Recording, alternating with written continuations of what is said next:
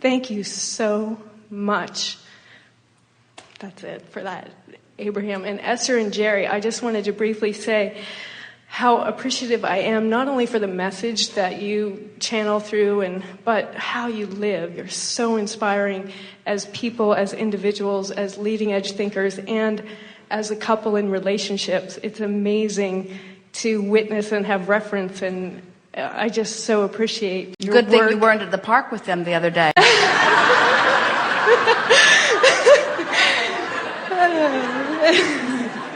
Where's my cartridge? You've moved my cartridge. Well, and that I appreciate as well, because you helped me through the nitty-gritty by sharing your own nitty-gritty, and I am so appreciative, and thank you so much. Okay, I've been writing your book of positive aspects for about 120 days. It's phenomenal. One of my favorite numbers that I see coming up on the clock is 1221 for a number of reasons. And so I was looking forward to that day for a long time because I love the numbers. Oh, I can't wait till 1221. Wouldn't it be nice to see what unfolds on 1221? I woke up on 1221, and I'm a surfer, and I looked out my window, and we had the record of anybody who's ever seen a Manhattan Beach waves, 20 to 30 feet. Kids were out of school, beaches were closed, cameras. I mean, I got on my beach cruiser, and I was shaking and laughing, and Abraham, right on. It was amazing. And this morning I woke up to come here, and I picked up one of my favorite people in the world, and we pulled down the corner, and there's this huge rainbow. And both of us, Abraham, all right, it's going to be great. Nice of you to give us credit for all of your rendezvousing with all of the things you want. Well, that's my question. How much do we really affect something that seems so big? Those waves were so big. I mean, everything in nature, like I was running on the beach, and I do sometimes, and I have this ritual when I see a pack of birds. When I'm thinking of it and really in the zone and feeling plugged in, I run by them, and my mantra is, I'm a body of light, I'm a body of light. And I watch to see if they'll just stay with me and not fly off. And they do. And I'm wondering vibrationally what that is. Are we communicating? Yes.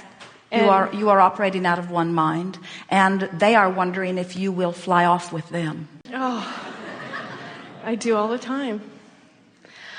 Another one, dolphins, when they jump out of the water and they're close, I get this electric feeling where I just feel like a light bulb.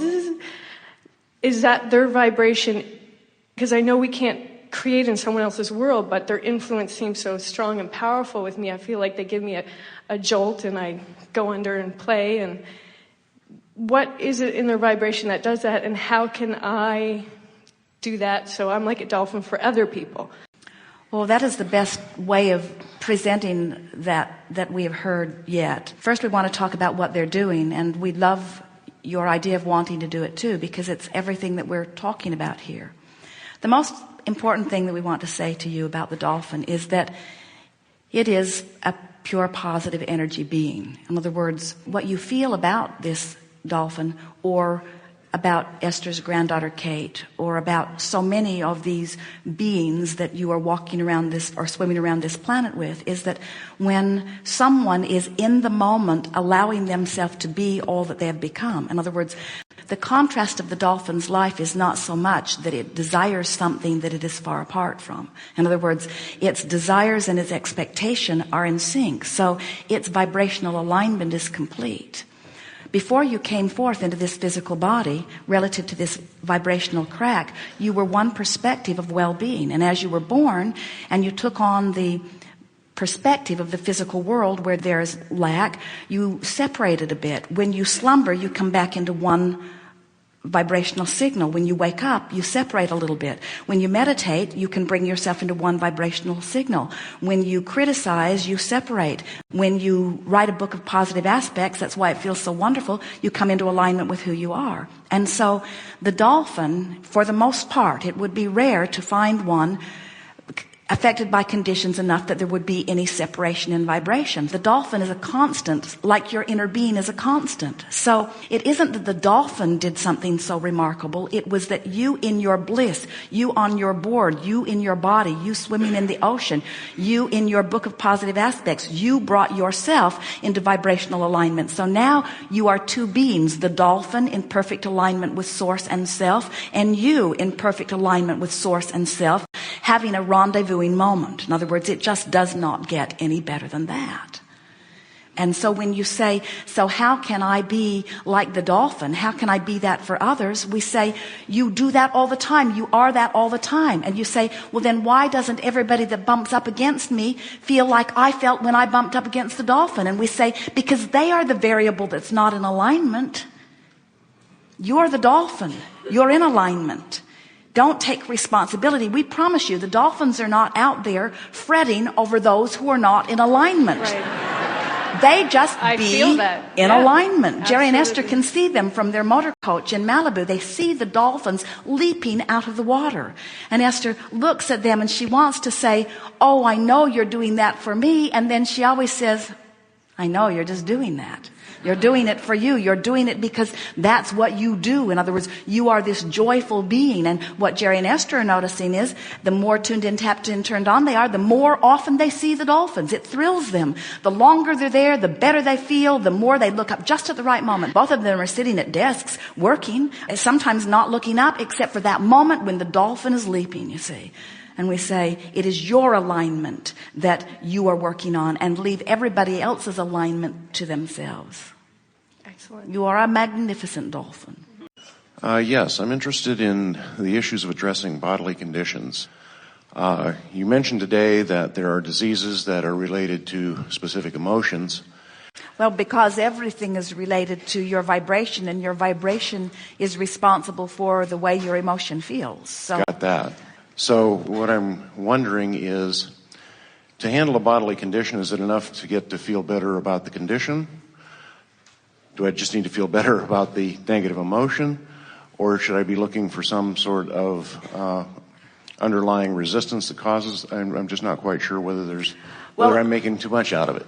Ultimately, you're wanting to get to the place where you can ignore anything that you do not want while you give your attention to what you do want. In other words, some of all of what you have just said is what we would recommend.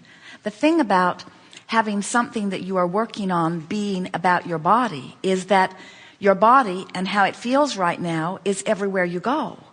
In other words, it's hard for you to not notice the way you feel, or not notice how you be when you are being that way. And yet, that is the work. If you have a bodily condition that is not as you want it to continue, then you must find a way to look through this lens called body without noticing that. You have to find a way to focus somewhere else. And that really is the key. You have to focus upon what you do want, and in doing so, withdraw your attention from what you do not want. Okay. So, what were the options you gave us? Well, it seemed that if the disease were related to a specific emotion, that maybe all I needed to do was deal with the emotion. Well, that's always true. In other words, if you could realize that your emotion is telling you about the content of your vibration, so then you move your thoughts about with the interest only of improving the emotion, you would solve any issue. Okay. We had a conference with health practitioners in San Antonio a few weeks ago. Healers and doctors and dentists and all manner of physical therapists. And one of the things that we uncovered as we chewed together through the day is that so many doctors and scientists, they're looking for the cure to the disease. And we say, unless you get to the vibrational cause, then the cure will only be temporary. You know people who have something go wrong with their body, and the doctor, through surgery or medication or process, brings a resolution to that, only to discover that another disease squirts out right behind it. And the reason for that is there was no resolution to the vibrational discord. So when you say, if I could just improve the way I feel, would that be enough? We say, that's not all that's happening. When you improve the way you feel, that means you are redirecting your thoughts, which means you are refocusing your thoughts, which means you're achieving a different vibration, which means there is a different vibrational mix going on inside of you, which means law of attraction is going to give you different results. It's a big deal to change the way you feel. It's everything, in fact. Technically, you think a thought and then you have an emotional response to that thought. Emotions don't create. Emotions are indicators of what you are in the process of creating. And in the same way that you would not put a happy face sticker on your gas gauge because you don't like seeing it empty. So depressing, that empty tank. I will put a happy face sticker. Oh, there, that feels so much better. Because you want to know what the gauge says. We're not encouraging you to pretend that you feel differently than you do. And that's what we mean when we say getting to the vibrational cause of something. Acknowledge that there's discord and then work to soothe the discord. But the art of allowing says, you can soothe the discord without somebody else doing something about it. And when the situation that you are discussing is your physical body, that's really a wonderful opportunity for you to show yourself how responsive everything in the universe that is important to the creation of a body will cooperate with aligned thoughts. You've just got to align your thoughts with well-being. And if you find one that feels a little better, you are ignoring that thought and finding that thought. And if you find a thought that feels a little better, you are ignoring that thought. But the thing that has to come about, you have to be willing and ready to release the people that are watching you in this progression who don't think that you should be feeling better just because you've changed your thought and have improved your emotion. In other words, they're going to demand more action from you. They're going to want something more real. They want you to get out of the airy-fairy. They want you to get out of the pretending and out of the delusional, and they want you to face reality. And it's not easy to convince people that facing reality will hold you there, and ignoring reality will give you an opportunity for something different. Right. I liked one thing you said earlier, start with something little. My history, I developed computer software. And I found that every time I learned a new language or a new tool that was supposed to help, I had just as much trouble as I did any other time. For years, I wondered why. Until I found out that when I got a new tool, the very first thing I tried was the hardest thing that I hadn't ever succeeded in solving. And Abraham's hardly any different. You know, I've got to start a little. Most are that way. Do not be uncomfortable about it. Most people bring their biggest issue, and that's the one that they want to start with. But you see, this environment in which you are living serves you in that it provides contrast, which gives you opportunity for new ideas. And that comparison with one another, that comparison with the other people that you are seeing, that's all part of the launching of the creation part of the equation. But what we want you to understand is that there are 3 steps. The first step is launch the thing. And you can't help but do that because contrast helps you do that all day, every day. The second step is source will answer it. That's not your work. The first step is your work, but you do it unconsciously. You don't have to give a conscious awareness to giving birth to a desire. It just happens. You don't have to stand in the middle of something you don't want and say, all right, now in the middle of what I don't want, I'm going to launch a desire about what I do want. In other words, you don't have to do that. Being in that moment causes that to happen. But what you do have to do is find vibrational alignment with what you want. And the only way that that translates in a way that is meaningful and easy for you to discern is, I can feel the difference when I close the gap. And so a lot of people feel resistance at first when they begin to hear us because we're just flat out annoying. They've been living life and they have this big dream and we're saying, pretend you already have it. And they think, I need something meatier. Yeah, give me an action process. And we say, if you don't take the time to shift your vibration, then everything that you think of to do is going to be from the framework that you are standing in and will net you the same results. You just can't continue to perceive things as they are. Here's the best word that we can give this. The universe is yielding back to you in terms of relationships, bodily conditions, finances, everything. The universe is yielding back to you exactly what you expect. Yeah. Expect is the most powerful word in the universe because expect means Through trial and error, I have come to expect this, to believe this.